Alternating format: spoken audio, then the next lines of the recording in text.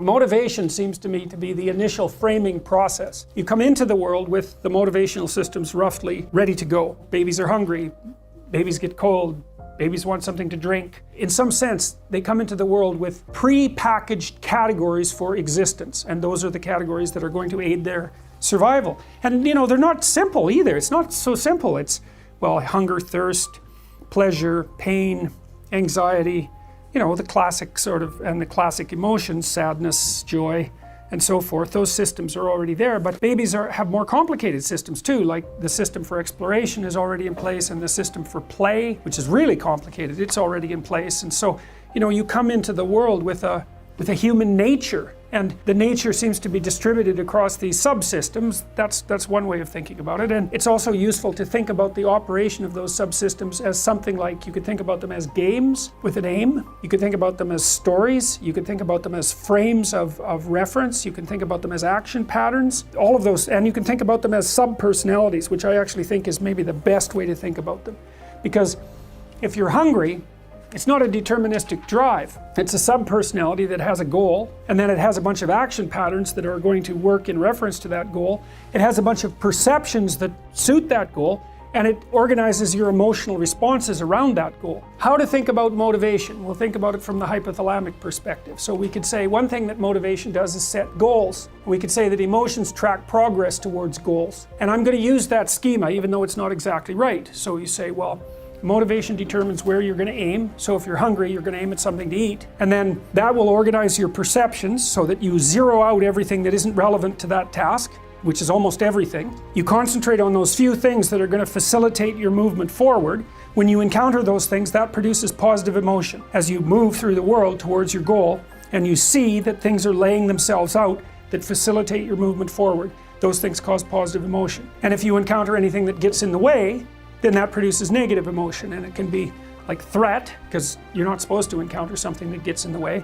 It can be anger, so that you move it away. It can be frustration, disappointment, grief. If you had a response that serious to an obstacle, it would probably punish the little motivated frame right out of existence. You know, so you walk downstairs and the contracting company has set a wrecking ball through your kitchen. It's like, that's going to be disappointing. You're not going to keep eating the peanut butter sandwich in the rubble. That little frame is going to get punished out of existence, and some new goal is going to pop up in its stead. And you know, one of the things we're going to try to sort out is, how do you decide when you've encountered an obstacle that's so big that you should just quit and go do something else? Because that's not obvious. You can get into counterproductive persistence pretty easily. Your hypothalamus pops up micro goals that are directly relevant to biological survival. That produces a frame of reference. So it's not a goal, it's not a drive, and it's not a collection of behaviors. It's a little personality.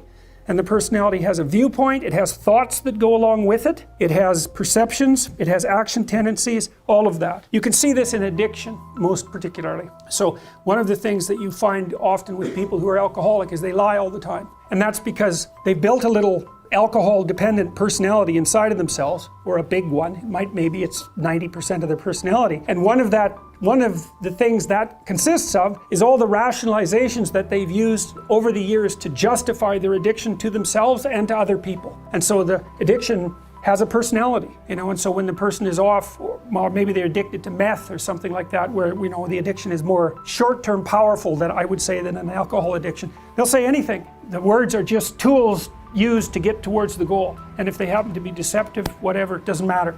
They're just practical tools to get towards the goal. And then when you get towards the goal and you take a nice shot of meth or something like that, you reinforce all those rationales that you used to get the drug, and then the next time you're even a better deceiver and liar. So, okay, so we're going to say motivations, one way of thinking about it is they set goals, but it's not the right way of thinking about it. They produce a whole framework of interpretation. And so we're going to think about that framework of interpretation. And then emotions emerge inside of that. So the world is framed, motivation set goals. You could say the world has to be framed. So motivation sets that frame, goals, emotions, perceptions, and actions. And then actions track progress. So positive emotion says you're moving forward properly towards your goal. And if you encounter something you don't expect, you stop. That's anxiety. It's like, oh, we're not where we thought we were. And so we don't know what to do. So we should stop, because we don't know where we are or what we're doing. Stop, frozen. And then the more powerful negative emotions like pain, they might make you get out of there. So emotions, forward, stop, reverse. That's your emotions. within that motivated frame. And that's another example of how your mind is embedded in your body. Your emotions are like they're offshoots of action tendencies. That's the right way to think about it, because action is everything fundamentally. So what are some basic motivations?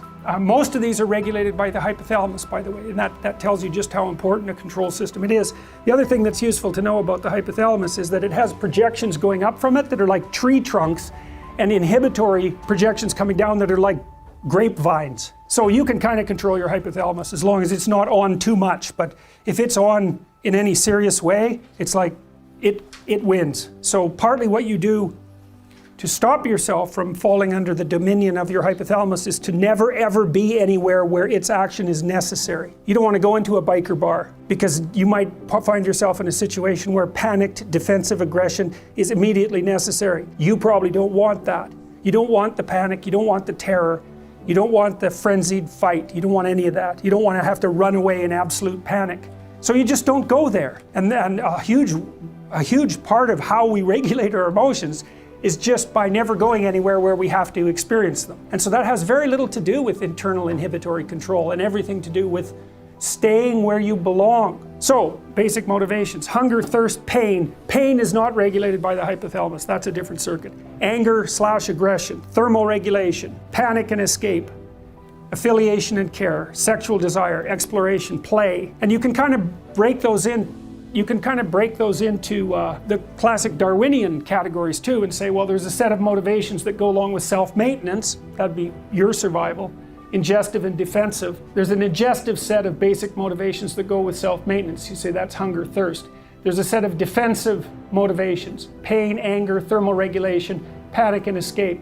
And then there's motivations that are associated with reproduction, affiliation, care, and sexual desire. So what I tried to do is take the basic motivations and then nest them inside a fundamental Darwinian framework so that you could see how the biological process of evolution has manifested itself and then sort of differentiated into these fundamental biological systems. You hardly need the rest of your brain at all as long as you have a hypothalamus. It's worth thinking that those are very fundamental to value per se. Now, you might think, if you only need the damn hypothalamus, why bother with the rest of the brain at all? That's a very useful question, especially because most creatures don't have much of a brain.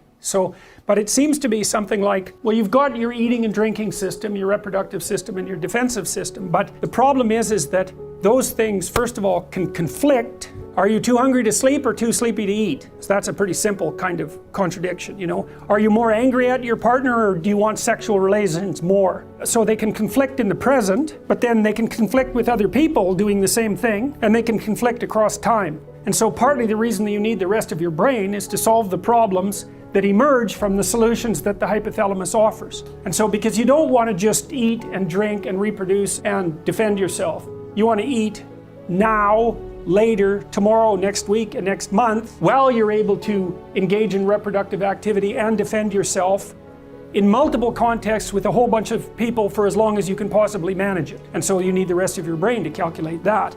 And so what the rest of your brain has to do, roughly speaking, is regulate these and also elaborate them up into like into something that's integrated inside you, which might roughly be your personality, and then so that personality is integrated with the personality of other people. And so you can think about it as an emergent process. You come into the world with a handful of pre-established reflexes. Okay, we're going to complicate that up a bit. No, you come into the world with a handful of micro-personalities that are centered around these fundamental motivational axes. Okay, and then that gets you started, and that has motor output as well as perceptions and all of that that's associated with it. And then as you interact initially, let's say with your mother, you start to learn how to integrate those things in some sort of social context because you form a relationship with your mother right off the bat. And so you're starting to figure out how to produce patterned and stable interactions between those motivational systems on a day-to-day, week-to-week, month-to-month basis. And one of the things you do with kids, it's really important to do this with kids, is you want to get them onto some sort of a routine. Because what the routine is actually is the beginnings of the system that integrates all of these underlying biological systems into some sort of unity. They have to sleep and wake up. So you want to nail that down so it's predictable. You know, they have to eat, they have to stay warm, and they need to do that in a manner that's stable. And so it's to your great benefit as a parent that you get islands of stability planted in the life of your kid so that some of this gets simplified so that the kid isn't constantly preoccupied with domination by these different motivational systems. And so it's a useful thing to know, because you might think, well, you don't want to impose any structure on your baby. It's like, no, wrong.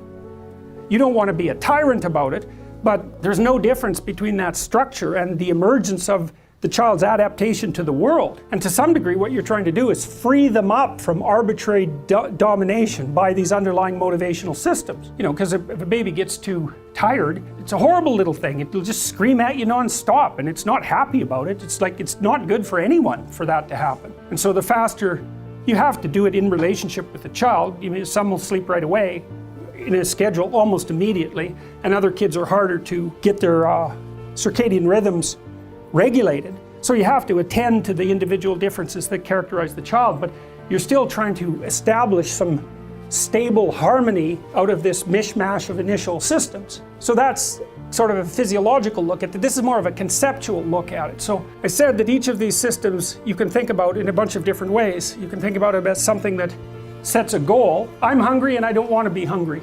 Point A, point B. So the hunger and the vision of the satiation of the hunger are all part of the same frame. And so if you're hungry, you go into the kitchen. You know that already. That's part of your procedural knowledge about how the world works. And then what you're going to look for are only those things that are relevant to what you're trying to do in the kitchen. Everything else is zeroed out. You won't even really see it. And why would you? You want to see the things that are relevant to the task at hand. And so that's the thing that's so cool, I think, because what it means is that you see the things that are relevant to the task at hand. And so here's something to think about. Let's say that you see a whole bunch of things in the world that you don't want to see, you know, that make you constantly miserable and unhappy. One thing you might ask yourself is, are you sure that your goals are proper? Because your goals determine what you see. Now, not 100%, obviously. You can be thinking about the homework you're going to do and step off a curb and be hit by a van. It's like you're going to get hit by the van regardless of how you've oriented your perceptions, likely, in all likelihood. So I'm not trying to argue for pure solipsism, but it is very interesting to consider that since you see in relationship to what you want, that a very large amount of what you see is dependent on what you're aiming at. And so one issue is, if your life is wretched and miserable, one thing to think about is whether or not what you're aiming at is the right thing to be aiming at. And nothing is exactly the wrong answer to that. I'm aiming at nothing. So okay, you're going to experience a tremendous amount of misery and not very much joy.